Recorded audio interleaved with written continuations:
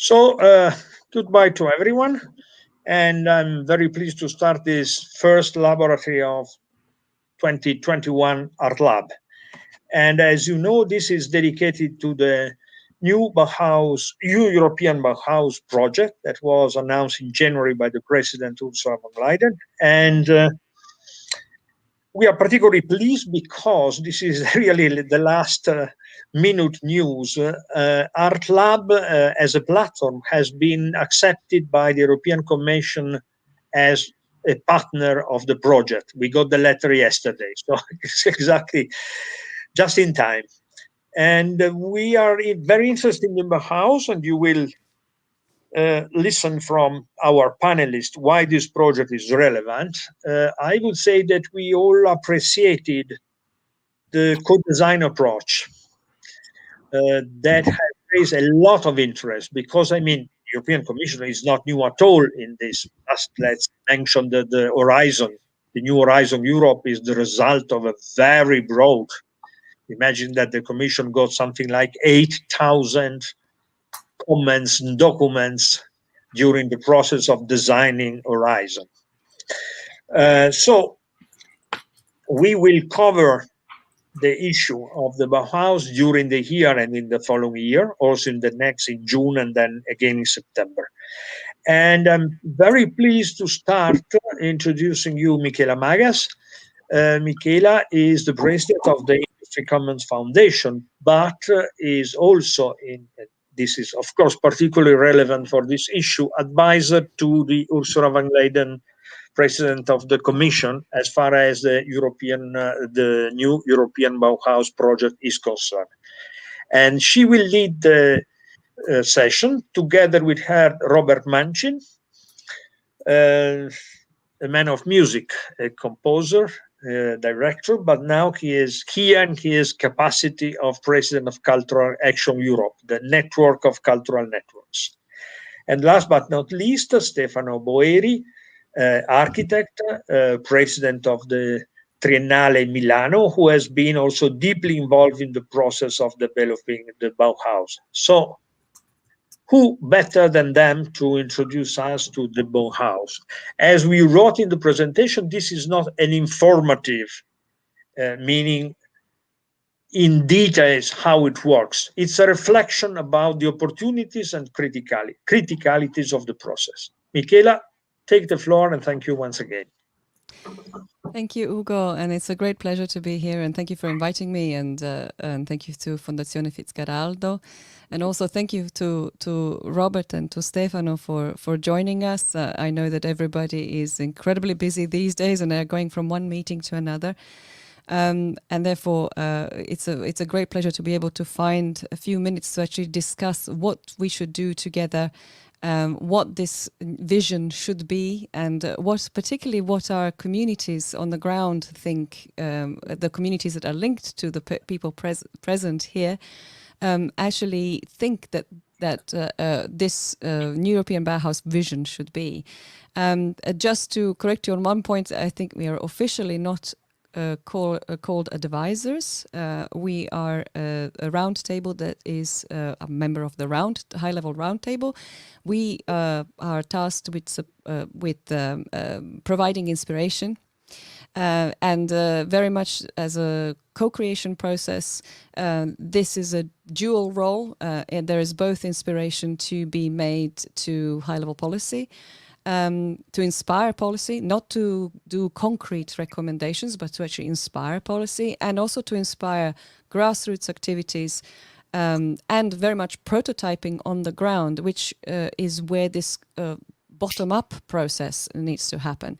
So one of the tasks that we are currently going through is actually designing the process, or what is going to be the mechanism by means of which we feed into the high level from the grassroots.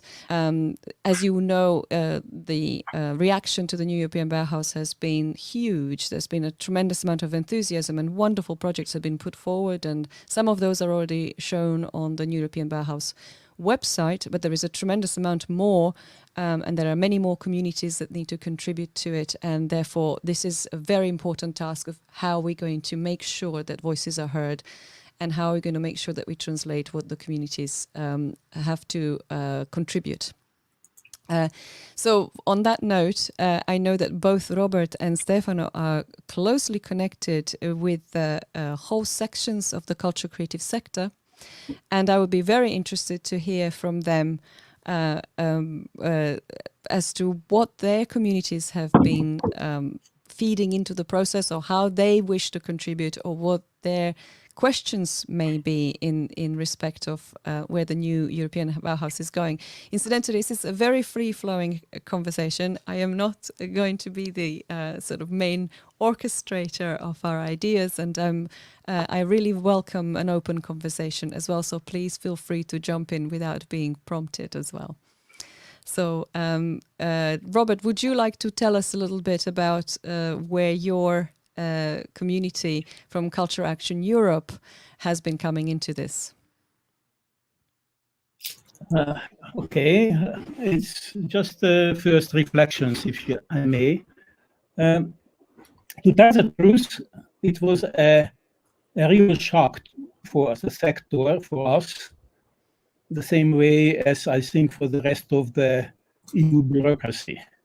When in the presidential talk, suddenly we hear something about, which at the same time it's very inspiring, and at the same time, but raises a lot of questions.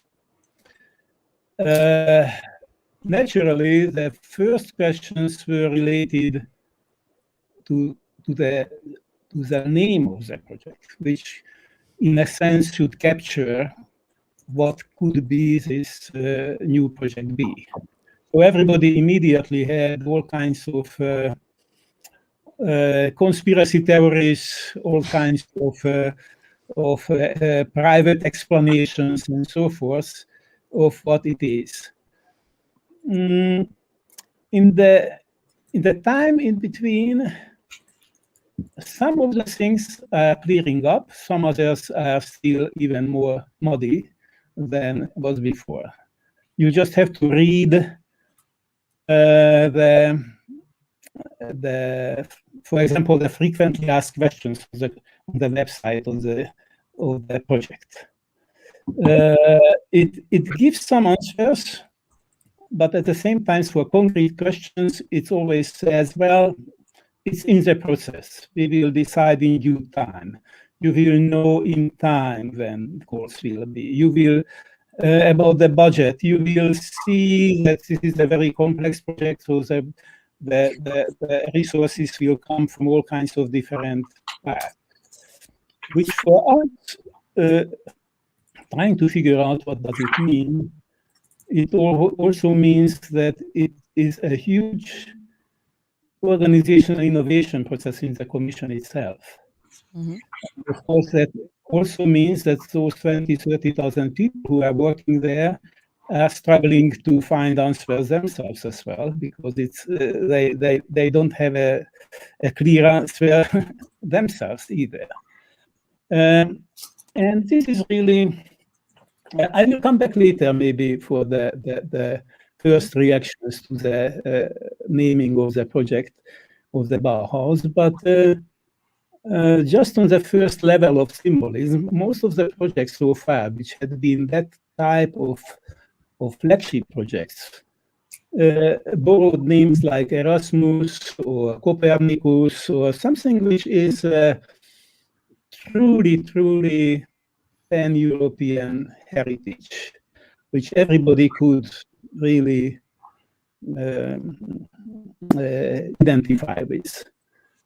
Bauhaus is not exactly the same category. So various parts of Europe have been reacting to that differently. And that's not just because of the association with modernism, but it's also, it might have different connotations. And in order to understand that, to be fair, for example, for West Germans, Bauhaus equates democracy in relations. I had some East German friends, they were associating with progress. And the whole thing was coming out in a period just after the First World War, when everybody wanted to find a brave new word and find the artistic equivalence of that. And in this sense, I am saying that, and when we were discussing that internally with friends in different cultural organizations, that it might be also a reflection to the same type of crisis situation in which we are finding ourselves today, and finding brave, I would even say radical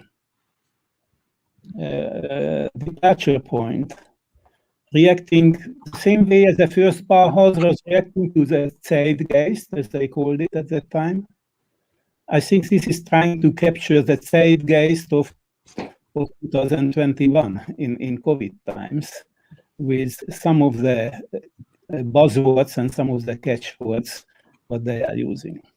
I don't know if, Stefano, you see it the same way or differently. Yeah. So, Stefano, please go ahead and thank you so much, Michaela, and thank you also, Ugo, for inviting me. Well, yes, I agree.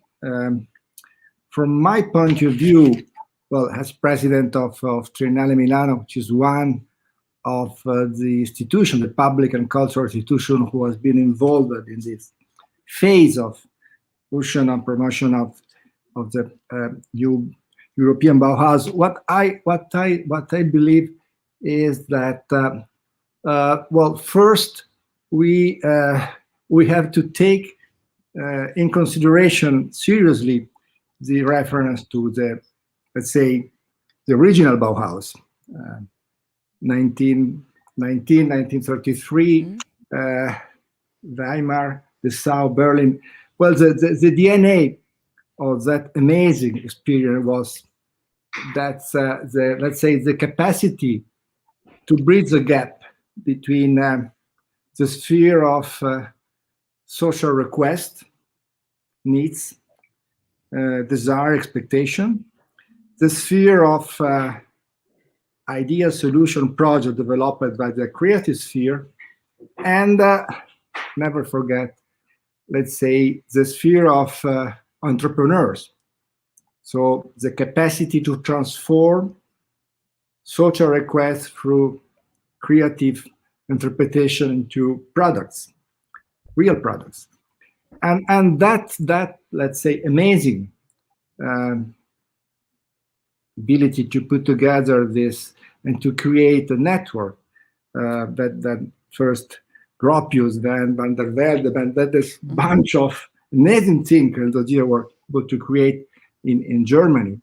It's still let's say, a crucial reference for all of us. And I believe it's so important to, let's say, how we can actualize, how we can reinterpret nowadays that amazing experience.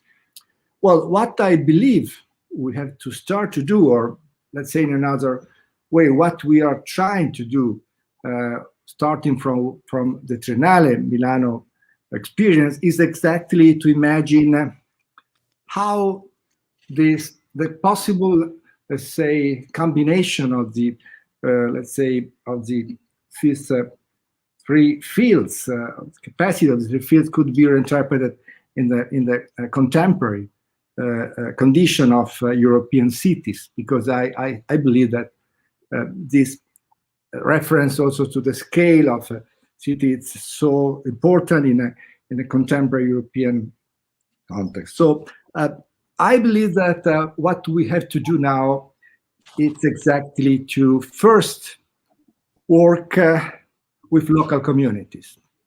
We have to try to do our best as public institution in relation with other public subjects to map and, let's say, describe and interpret the needs and the desire and expectation that comes from the social community. And that's one. Then we have a second sphere. That's a sphere of, let's say, the entrepreneurs in terms of, let's say, availability to take a risk in terms of producing furniture, producing objects, producing space, producing local public environments. And I believe that this, let's say, the second sphere, the sphere of companies, small, middle-sized company, it's absolutely important. And then the third sphere is a creative sphere. That means knowledge and research. And I think it's a sphere of imagination. So, and it's like an in-between sphere. So it's how we can imagine that needs and desire can be translated into prototypes and products through the imagination that can only be by the contribution of the creative sphere in terms of ideas, solution, special configuration, creative shapes, and so on. So what we'd love to do is to start, well, I'm referring to the Milano context for sure, and we would love to work with these three spheres in order to try to test and to seize the opportunity to use this amazing reference to Bauhaus, to this amazing European Bauhaus project to see how we could imagine to realize, to produce a new, if you want, a new family of devices, of furniture, of products that are directly connected with the social request of people in the Milano context, but doing this, let's say, crucial work of bridging the gap between the spheres that normally are not used to communicate. So that's what we'd love to do. That's what we are going to propose also to be in terms of, let's say, a possible model of one of the possible model of action in the next months. As you probably know, we started in November with a series of digital conferences in cooperation with diplomatic representative European countries. We started with inviting curator, designer, scholar, museum director. So we have done this series of meetings related to Germany, France, Finland, Czech Republic, Spain, Austria. But that was an amazing way also to collect and gather ideas. Now I believe we have to I think that Robert what this we have to enter in the second step, which is proposing some format. Thank you. Absolutely. Thank you, Stefano. It's really, really useful. And actually, I have a whole list of things that I would like to pick up on that. So maybe we will go one at a time. But one thing, of course, that resonates personally with me is because, you will see it from my pitch, and I have actually voiced it out loud in public places, that I believe that the European strengths, particularly European strengths, are industry, creativity, and social conscience combined. And it's very difficult to identify another place on the planet where these three are so closely interlinked and woven into the fabric, social fabric. So I think that those three, I think, resonate very much with what you have just said, and that if we pick up on where the Bauhaus actually succeeded in combining those elements within their constraints and their affordances. Absolutely. Of course, and we have different affordances today, and we have different constraints, and technologically we have completely different affordances, and they are posing grand challenges. And of course, culture and creative sector is in a perfect position with the methodologies, with the method of questioning subject matter, to actually support the development of this new landscape of technologies, which could go, and it has already proven to go into the wrong direction if people like from the cultural creative sector are not present when those decisions are made. So if I'm correct in saying so, you have used the theme of unknown unknowns in the Triennale,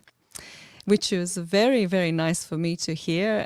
Maybe you can tell us your motivation for that, because this is, to me, this is one of the essential things. Why are we posing these hard questions amongst the design community?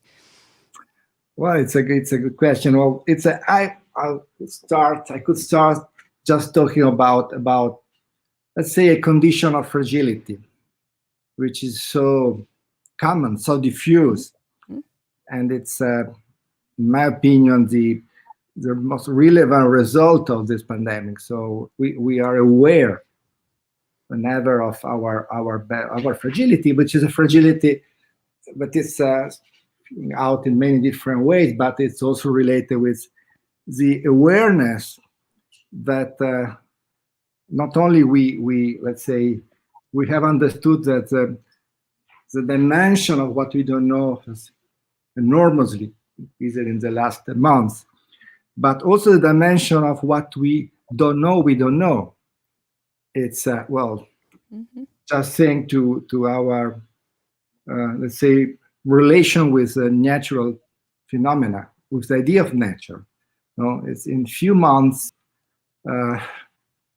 it has been totally defined by this let's say this small vital parasite organism that has transfigured our life everywhere on the planet in few weeks.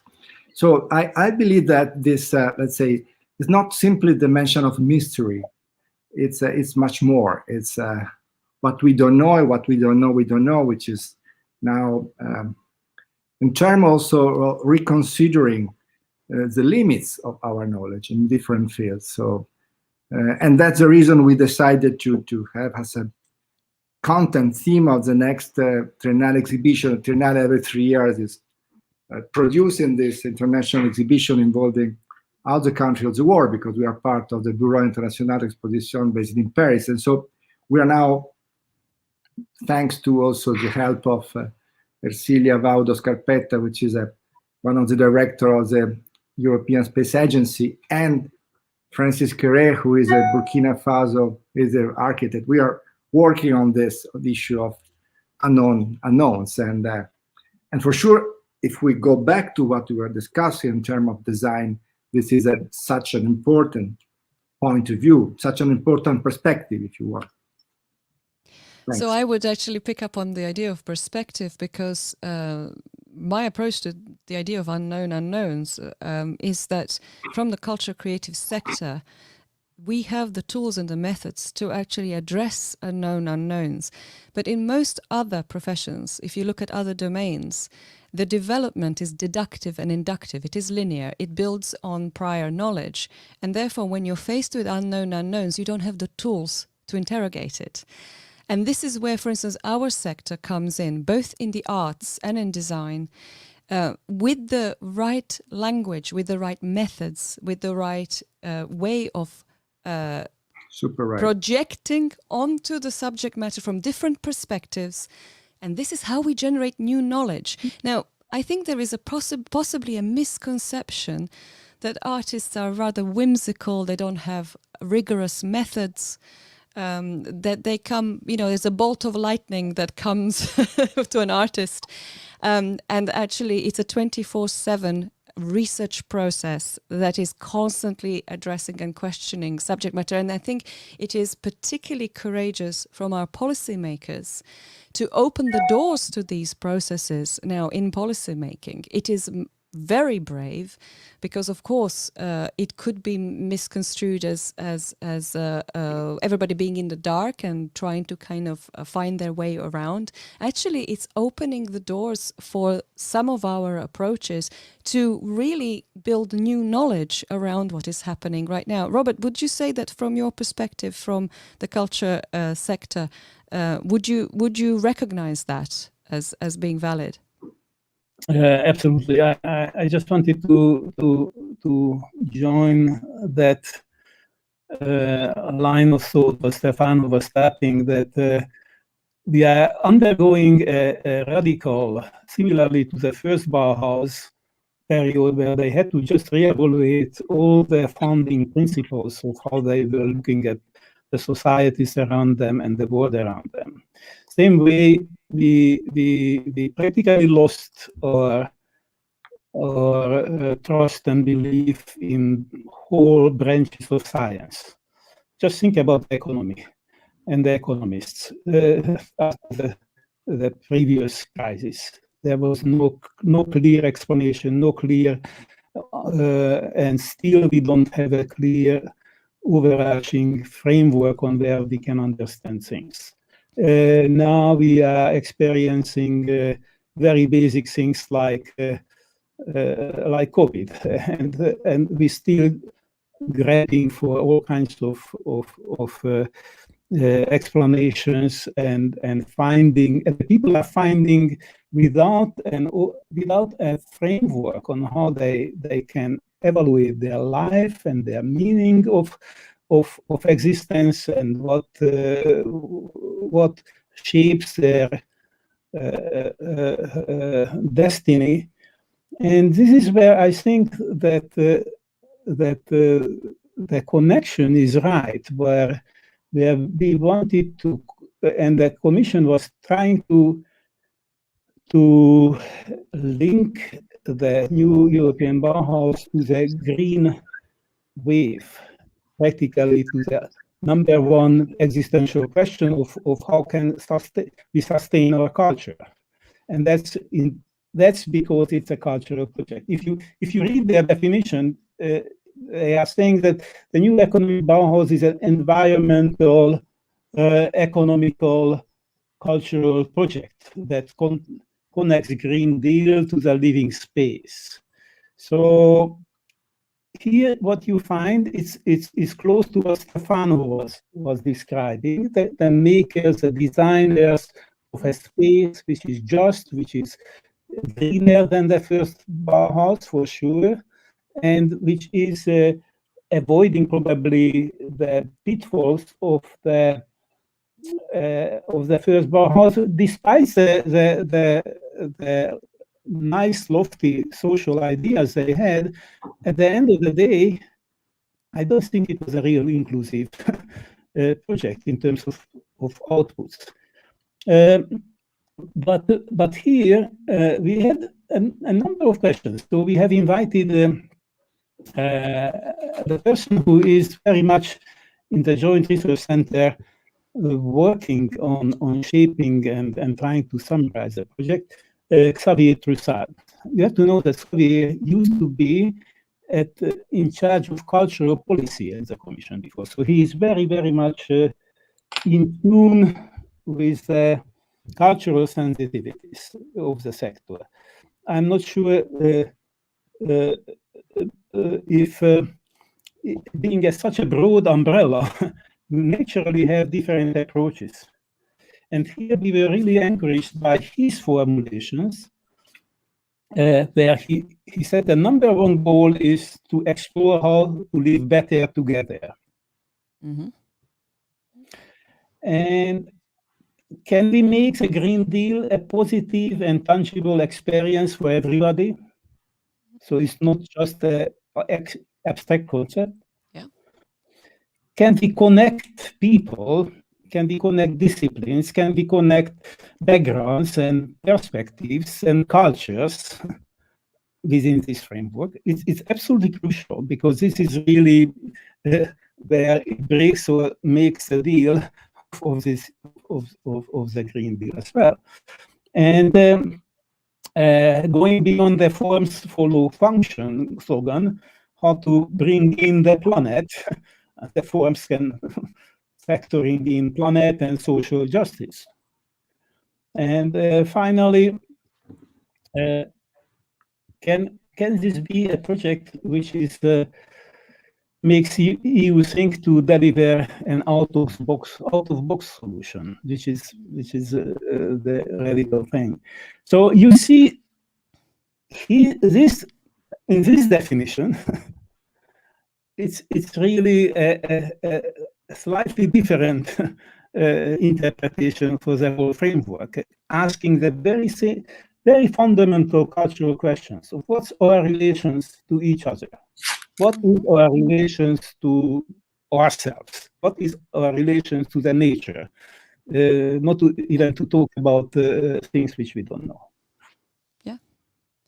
This is very much what was being discussed during our roundtable meetings, our early roundtable meetings, which are obviously at the beginning, and they are now very intense. It's a huge amount of work, and there's an enormous amount that's being poured by every single member, and so this that you have just listed has been very much our concern. If you notice just a level of inclusion in the round table, which is very carefully balanced. Our youngest member is 19, and she is amazing, absolutely amazing to listen to. We all learn from her.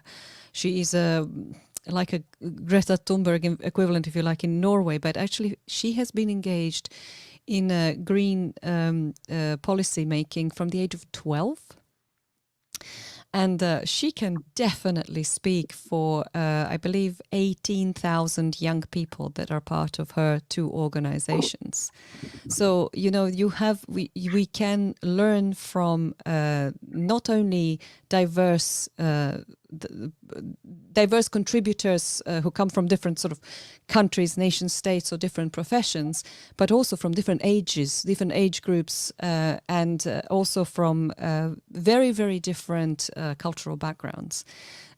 So that is one thing that is, I think, very visible to everybody, and it is definitely valuable to have a group that is so diverse.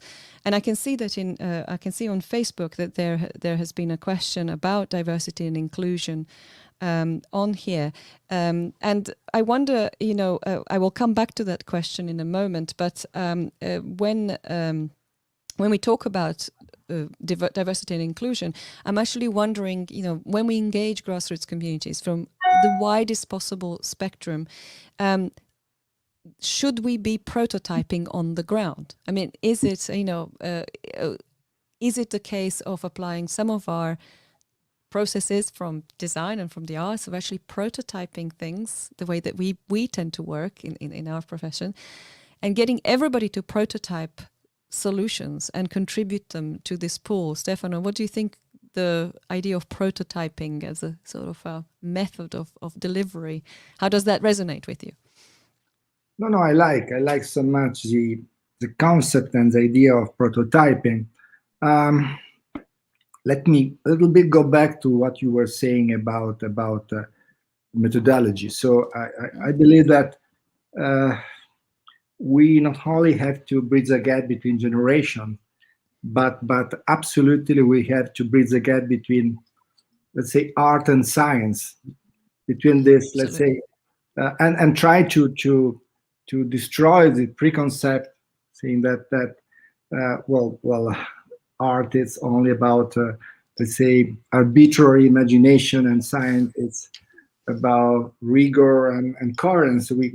We have understood also in this month how let's say art can add some degree of rigor and coherence, and how imagination and serendipity are, let's say, so common in the science field. So I believe what we have to do together is that to try to bridge the gap. And well, prototype, it's such a good let's say format for putting together social needs,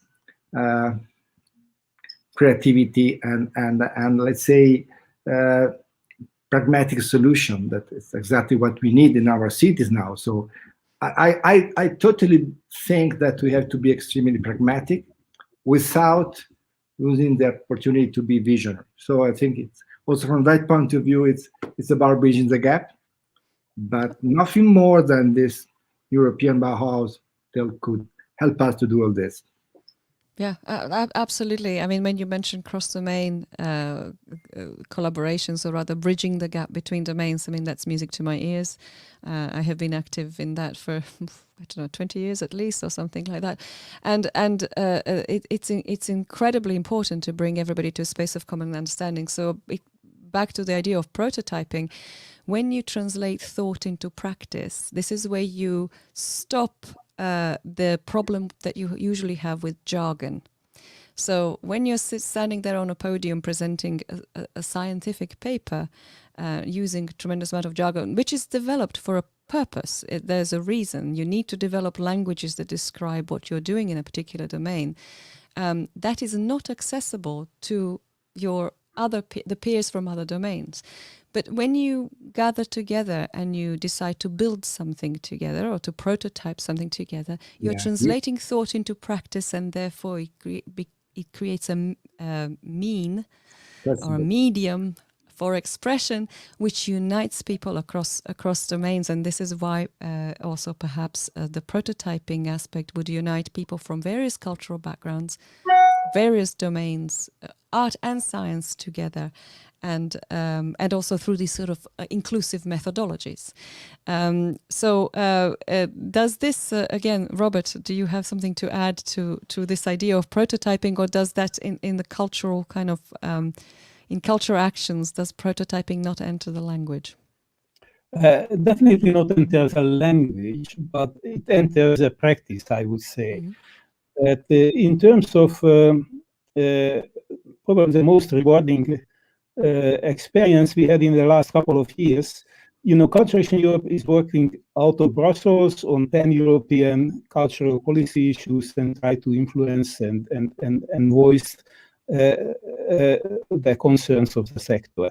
But then what we started to work with is really realizing that it's much easier to work on the local community levels at the same time to understand what's really going on. And we have a project called Pilot Cities, which is sort of pre-cultural capital cities who are trying to renew their cultural life.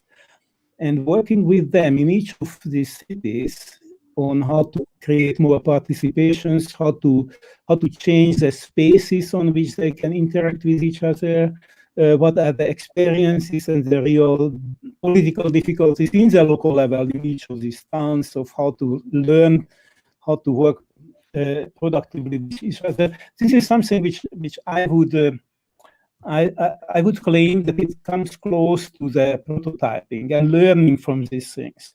And just going back to the original concept, and something which Stefano was also saying about cities, I would emphasize that for the new Bauhaus to be really responding to the big social issues of Europe today, it should look at the urban-rural spaces, how the shift in the European countryside is affecting our cultural life and consequently our political life as well. So going beyond buildings, that's what I want to say, and thinking about spaces.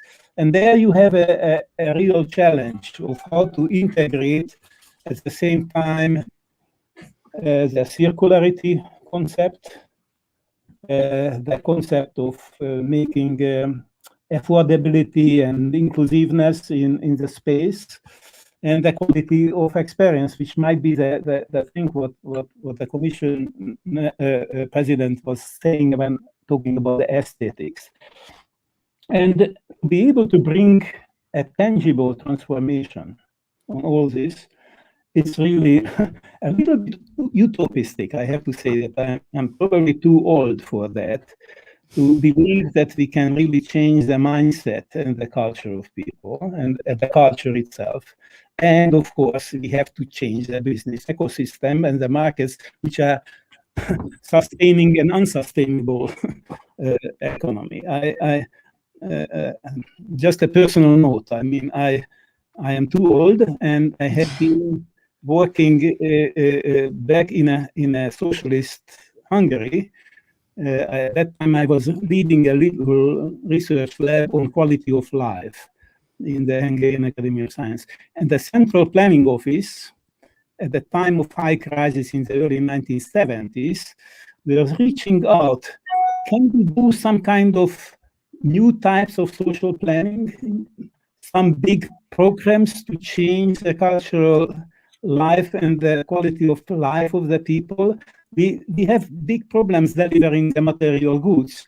We really need something else to provide for the people. Now, don't take me too cynical, but I see a motivation along these lines as well here.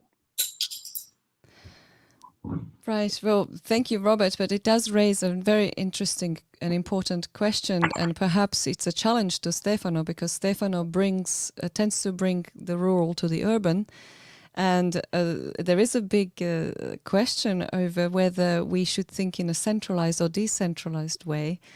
And whether, we have seen also a movement towards the rural from actually very many people last year who escaped the congestion of the urban environment and relocated, because we now have infrastructures in various regions that didn't exist before, and therefore one can conduct all kinds of business and activities, even in more remote places. Right now, I believe that we are speaking from 3 different locations. I'm in the north of Sweden, Robert is on an island in Croatia, and Stefano is in Milano Centrale, probabilmente, no? And you can see how really we can communicate really quite well. So Stefano, what is your view on? Obviously, you are very focused on Milano and the Milano design community, which of course, we build these villages. I will call it a village. I know it's not a village, but we build these villages of cultural villages of competences, because villages are built around sort of groups with similar interests and competences. How do you see this debate on centralized versus decentralized, especially framed within the sustainability question? It's a dialectic. We should talk about centralized and decentralized. At the same time, we should talk about proximity and distance. Well, it's a complicated, because we are experienced. We have been forced to experience an acceleration and that's let's say capacity to keep let's say a very intense communication. Also, although we are distant, at the same time we can really not, let's say, give up in terms of accepting that we could, let's say, accept a condition where the proximity of bodies can be cancelled, totally cancelled. I believe we have to fight against this possible nightmare. So we need proximity, we need interactional body, we need, for many reasons, there are several, let's say, unconsciousness or several implicit gestures that are crucial for communication, that online communication is not in condition to figure out, to express. So I think we have to resist on that. We have to be very strong, saying we need, in any case, proximity. And well, going back to what is happening in Milano, we still don't know is the Salone del Mobile. The Salone del Mobile is simply the most important public platform on furniture design. We still don't know if it will be in September or not. And that's it's a perfect description of our condition of fragility, no? So, and then there are other arguments about centralization and decentralization that we are now discussing, and Robert was just, I believe he was very saying such an important thing, saying, well, we have to observe, to go on the let's say the scale of buildings and try to see what could happen in our cities. We know all that what we are now discussing, how to imagine a serious decentralization of the public utilities. So this idea of 15 million cities or the city where in every district everyone could have access to the, let's say, utilities and that for his daily life in terms of health system, in terms of culture, in terms of commercial use, in terms of schools and so on, in a way to avoid congestion, avoid, let's say, long flows of people and so on. So it's about decentralization, but at the same time we know that if we see what's happening in this vaccination campaign in Europe, well, I'm not so sure that decentralization is the right answer. So I still believe that is a dialectic.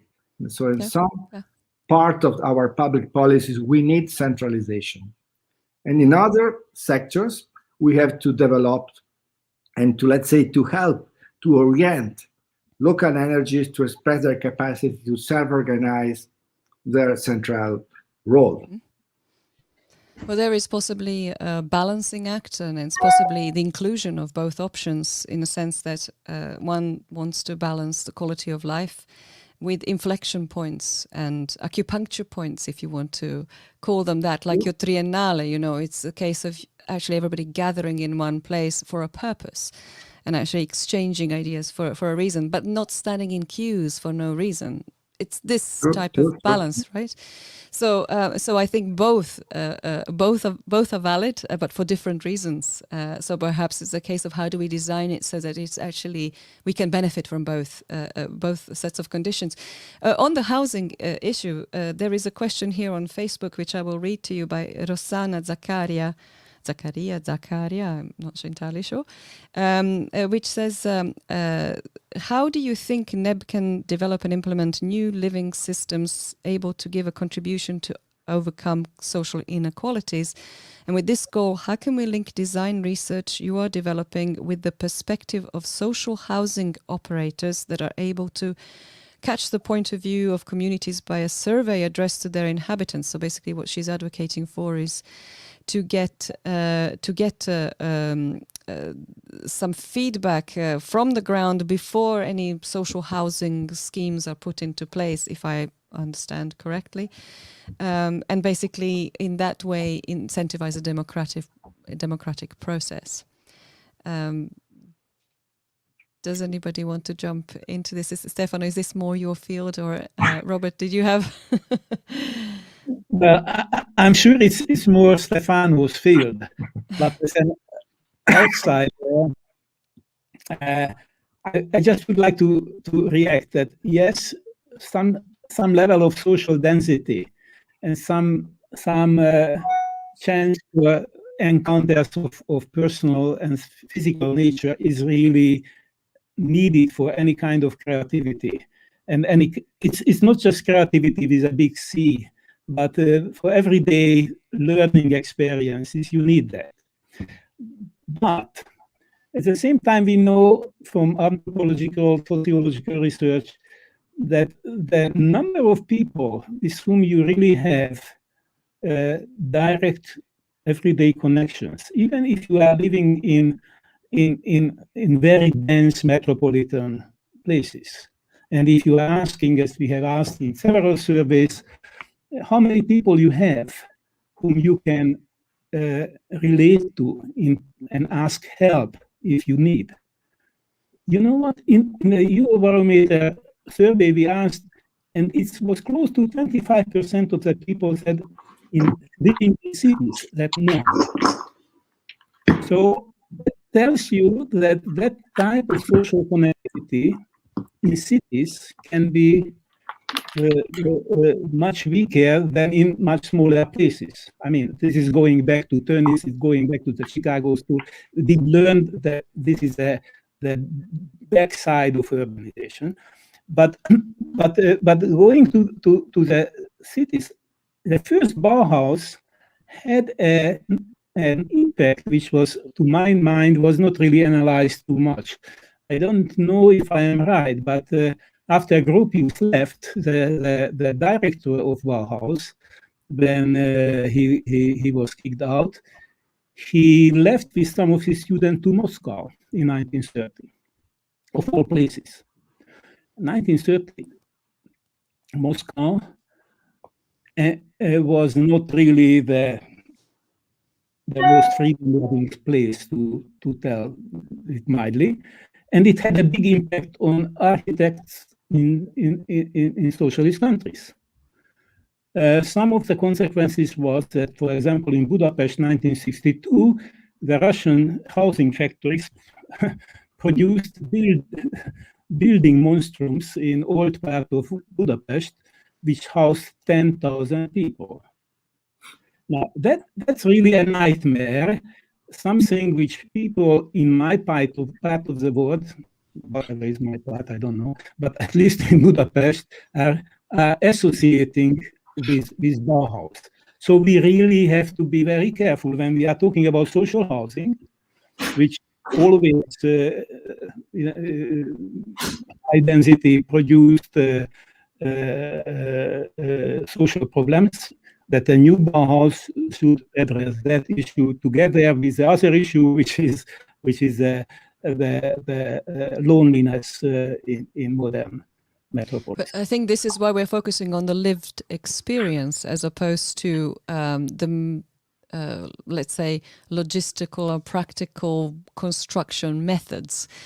So I don't know if Stefano, if you want to jump in on this, because there are various different approaches to the idea of social housing and different living experiences. No, but I believe that Robert is totally right. So the experience that we had in the last century, they say in the 60s and 70s, not only in East Europe, but thanks to France, Italy, Spain, Germany, of, let's say, public social housing, public.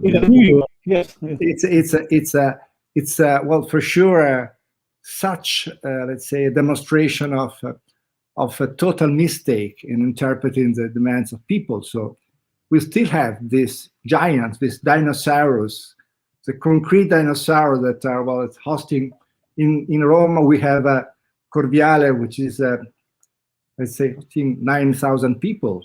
It's one unique building, 1 kilometer long.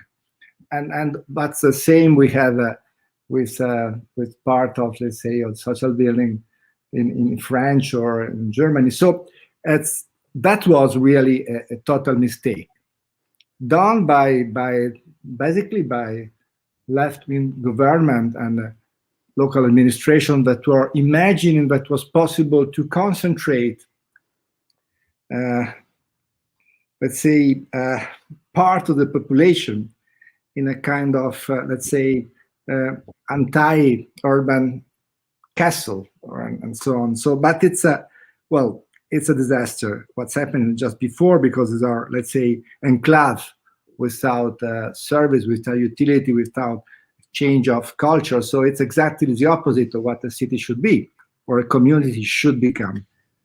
But, well, let's say that what we are discussing, and I believe the question, it's about a different kind of social housing. So it's a social housing activity developed by private, basically, subjects that are intervening in the real estate market and try to cover such a large dimensional requests that are a little bit higher than what you need when you enter in the public housing processes, but for sure lower than what requested by real market.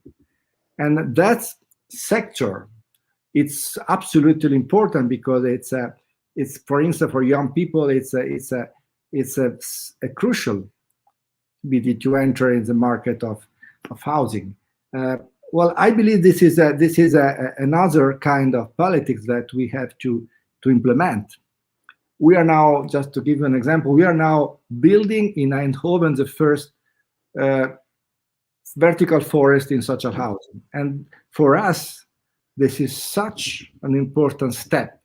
And now we're doing the same in different parts of the world, in China and other parts. But this Eindhoven project, it's for us, that we are working so much in this obsession of vertical forest, what we had to do. So to make this typology accessible to everybody, it's low cost, space for renting and so on. And it's developed by private subjects that are intervening, accepting to reduce what they normally earn from the construction processes. How do we incentivize more of that? Because that's an exception to the rule, right, Stefano? Yeah. Did you have something to do with convincing them to do that? No, I think it's well, in part of Europe, it's quite an important process that producing of social housing. I repeat, it's simply about how, as a private developer, I have to recognize that there is a kind of, let's say, a gap, an empty zone in the real estate market that I could cover. Was a little bit reducing the money that I can extract from this process, but multiplicating the opportunities. So it's I believe it's let's say, in terms of what we say social democratic approach, is still absolutely a real opportunity. Yeah, absolutely. There is a nice comment here. We have a few questions, and I realize now that we are in the last 3 minutes of our transmission. So maybe we can cover one. I mean, there are some nice opinions on Facebook, which you're welcome to refer to also. But also, there's Emanuele Curti, who says, perhaps should culture help us to think according to a lymphatic system, to go beyond the bipolarization of cities versus rural? Can we break down the 20th century static model and think of culture as a flowing instrument where each part feeds the other? That's a rather poetic and a rather nice way of putting it. Stefano is grinning. Who wants to jump in? We'll do kind of 1.5 minutes each, I guess, thereabouts. Robert, you want to come in first, or? Well, just something which, reflecting back to some of the comments from the sectors, from the different persons' voices which heard when we made a consultation on this one. And one important thing is probably just referring back partly what we talked before, that it's important that the new EU Green Deal, together with the Bauhaus project, shouldn't be tied to a specific place or ideology, and emphasizing modernity, because this is really the main association where people think that we are trying to revive the modernist ethos of Bauhaus again, but rather to create a common ground for a multitude of voices and worldviews, instead of having one single ideological convictions driving the whole thing, in order to include every voice in Europe and to build together.